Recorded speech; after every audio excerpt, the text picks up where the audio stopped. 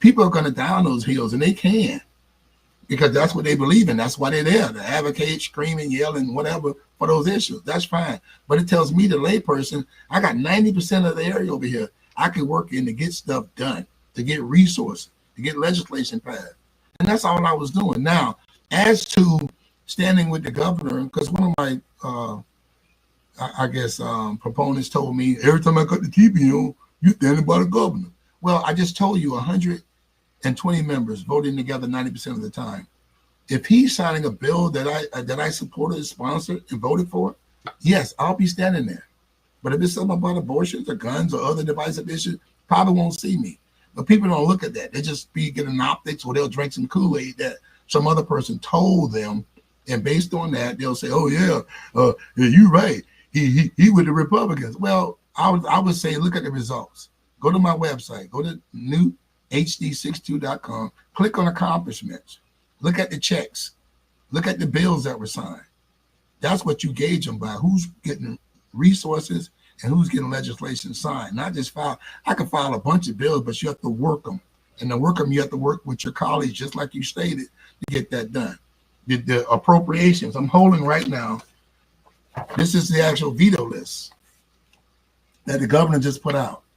And it's over 570 million in vetoes here. None of my projects or my appropriations ever made this list, because I have executive relationship. You have a separation of government. You have the legislative level, which is the House and the Senate. You have the judicial, which is the judges, and then you have executive, which is the governor, CFO, Ag Commission, Attorney General. So you can get stuff in the budget. Everybody cleverly trying to sneak stuff and stuff up in there. That's your relationship with the legislative level. But the executive level holds the veto pen. And if you do not get it past this veto list, it ain't coming home. So you'll hear people running around talking about how the governor hates this area, the governor want to provide this, the governor want to provide that. Well, when you spend the entire session bashing the majority for whatever reason, like you don't like a bill, I'm gonna get up and call Ernisa everything but a child of God, racist, whatever. And then I'm gonna say I'm voting no on your bill, then I'm gonna sit down. Okay. What's the difference between that and me just sitting there listening to you and pushing my no button? It's still a no. It's called civility. And we don't share that. And I'll tell you how simple. I might punch Ernisa in the face, right? If I don't get my butt kicked, it's gonna be hard. It's gonna be hard. Get Ernisa to loan me $20. So after you do all that rant and rave and get your Facebook likes up, your Twitter likes and all that, and you're looking good for those 60 days, and you just snuck something into the budget, these people know your name. You got no relationship on this level, okay? So that's why your stuff don't make it home. There's millions in here projects by all kind of reps that have been vetoed.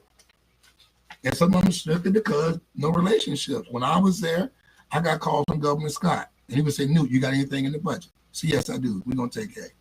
DeSantis also. Newt, you got anything in the budget? Yeah, we're gonna take A. That was it. You have to have those relationships, and people get mad about that. That's my job.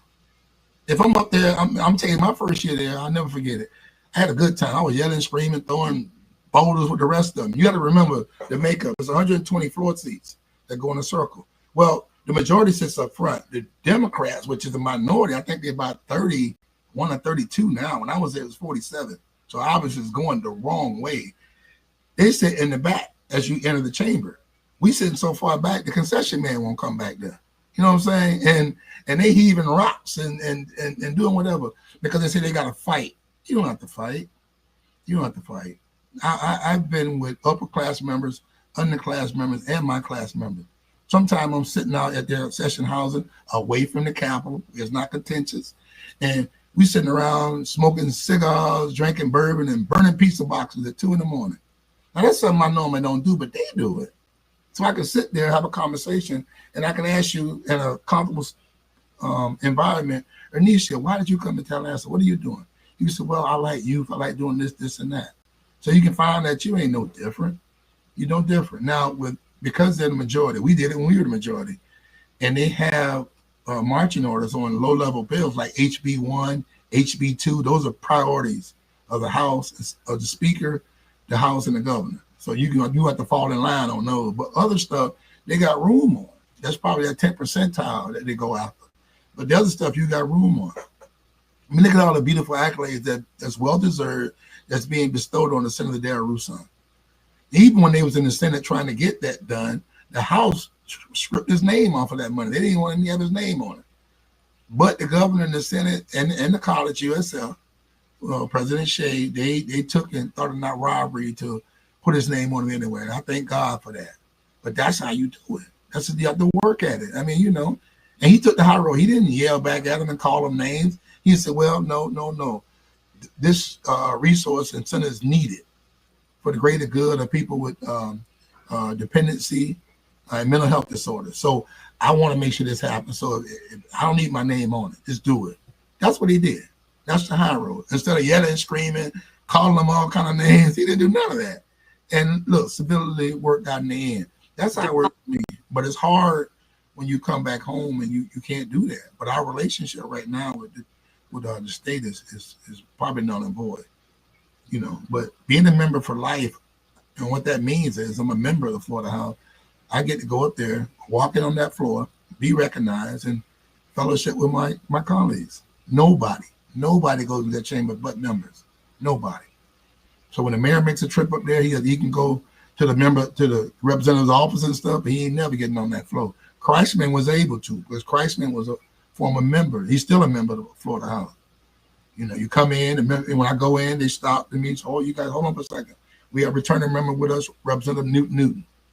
EMR go, Newt! And then, and chat, you hug, take selfies, and, but that's awarded to you as a member for life. So that's important. You need those relationships. I mean, going up there saying you're going to fight and do all this and that, I mean, we will end up with I don't know, maybe 29 members.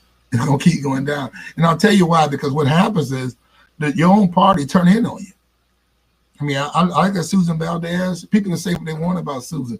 Susan, myself, and Diane Hart went to a lot of correction facilities. Every time we go up there, we'll stop by and visit the people locked up. Because as a representative, we get to go in unannounced. And they got to take us where we want to go, not the wet paint tour. And they were very dedicated. Susan and Diane Hart probably did way more than I did, but they would drag me there over the weekends. They would always take me with them. And Susan was a diehard for that. But what happens is, just like what happened with me, they for all your accomplishments, your hard work, they just bash you for it. That's what they do. When I'm sitting in a caucus meeting, they go, "Oh, Newt got this in the budget. Newt got that in the budget." Newt, everybody looking side eye at you. Or they say, "Newt got a bill on the floor today. Newt got another bill on the floor today. Newt got another bill on the floor today." They looking side eye at you instead of trying to get with you and say, "Hey, what you doing, brother? How can I do it? How can I bring something home to my family without selling my soul and getting my bill signed into law? Someone the legislation with my name on it." But you don't get that. You get a swan song that, "Oh, he with them. He with them." That's what you get. And that don't make any sense. Because if you go up there for 5 weeks of committee and 60 days of session, which is almost 5 months or 6 months, and you bring back nothing and get nothing in the sign of the law, you have failed. I don't care what anybody say. That's $115 billion with a B. You couldn't get $10, 45 cents. You couldn't get nothing. I'm serious. I mean, I'm not laughing. I'm serious. No, but it's the truth. You will hear when they make these tours, you're going to hear all the excuses in the world. All the excuses in the world. And it's going to be everybody but them. They ain't going to never blame themselves. But I wish people, when they come in those meetings and start saying that, just hold up some mirrors so they can see why ain't no money come back. You know what I'm saying? And that's all I did. That was my job. When you ran my first campaign, we spoke about working across the aisle. What do you think's on the other side of that aisle? More Democrats? No. So what I said that to say this with Susan Valdez, when they start turning on their own members, okay, your whole reason for going, Ernisa, was to try to get some legislation passed and bring resources on for your community. So what members are doing, Democratic members in their last term, their last 2 years, after they get elected up there by Democrats, for the ones watching, they switch over, they part of the Republican. They become chairs of committees, then they bring home millions in those last 2 years, which is all they want to do, the whole reason for the season, why they got involved. And for that, people hate them. And I don't understand, because they live in those communities.